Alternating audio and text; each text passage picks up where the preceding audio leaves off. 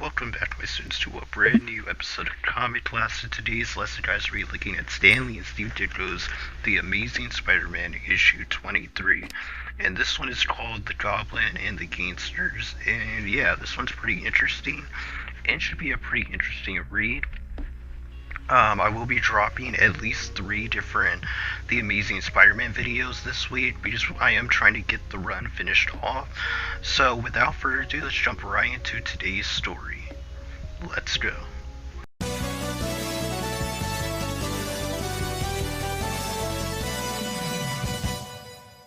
Real quick, guys, if you want to help me get more videos out faster, you can donate to the channel at the Cash App down below. This helps me treat these videos more like a job and will help the channel and videos to grow and come out more often. I appreciate anyone who donates or doesn't donate, and don't feel like you have to be a fan of the channel. You can still show your support by liking and commenting on the video, and with that out of the way, hope you enjoyed the video. So this story basically starts off with the Green Goblin meeting a dude called Lucky Lobo, and Green Goblin basically is trying to get control of Lucky's mob, basically. And when he gives the order for his mob to basically kill the Goblin fights back and says that he doesn't want to kill these people, he wants them to work for him. So that's pretty cool. Now we get to see that Peter basically is still working on managing his work in school, as well as saving people as well, while he's Spider-Man. And it turns out that J. Jonah Jameson actually gives the job to the former guy, the masked man, or the big man, I think is what he's called, from the Enforcers. And he's basically giving him a second chance after he's done his time in prison. So we get to see that Peter basically has a conversation with Betty Brant, and he sees that she's actually still writing letters to Ned Leeds, so that's putting some tension into the relationship.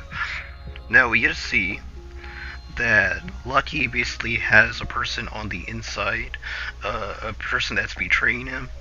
He's basically giving the Goblin information, and the Goblin hatches a plan to try to get Spider-Man to take out Lucky, basically, and get him, I guess, put into jail again.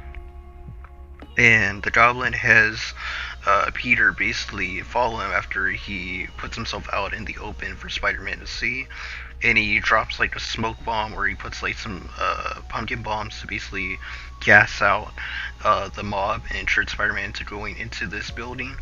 And when Spider-Man gets to this room, he's actually met with Lucky's mob, and they basically try to attack him, but before they can shoot him with their pistols, he basically webs up their guns, and he basically engages in combat with all of Lucky's mob. Eventually makes his way into a room where he calls Aunt May to let her know that he's going to be home kind of late, or at least later than what he had said he was going to be.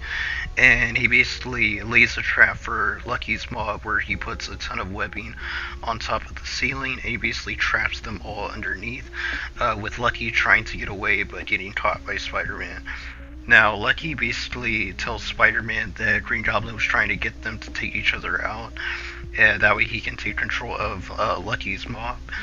And Spider-Man basically leaves Lucky tied up for the police to show up and basically put him into jail.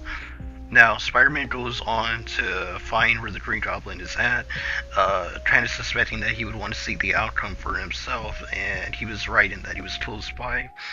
And he basically attacks the Green Goblin and gets on his glider. So a battle ensues between the Goblin using his like laser attacks and his well, I guess it's like his magic beam attacks and his pumpkin bombs.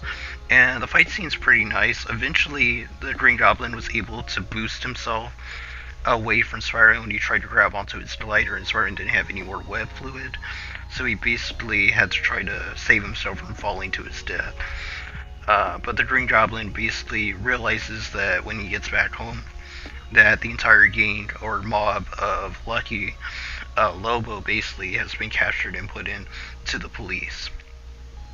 So Peter basically gets out of his Spider-Man costume and goes back to find that the big man is still talking to J. Jonah Jameson. It seems like, J. Jonah Jameson found out about what happened with Spider-Man versus Lucky's mob and Lucky himself, and is mad that Peter wasn't able to get any pictures of this event and this fight that had just occurred in the city. is a pretty bad story. And the issue basically ends with Peter being very suspicious of the Bidman and not really believing that he's trying to like turn over a new leaf. Eventually, Peter comes back to his home and he sees Aunt May. He basically just sits down and contemplates what exactly is happening with his life and when exactly will he have to fight the Green Goblin again.